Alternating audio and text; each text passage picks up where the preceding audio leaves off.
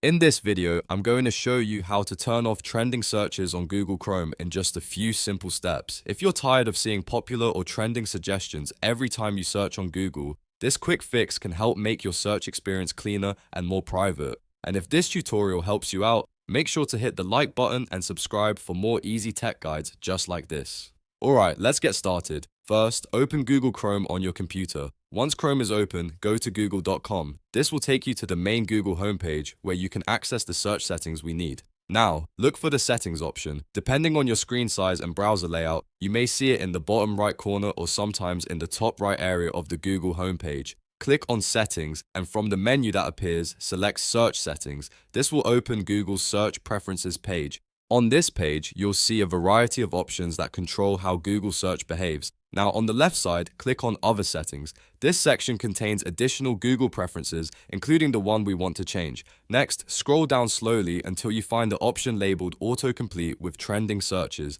This is the setting that controls whether Google shows trending search suggestions while you type.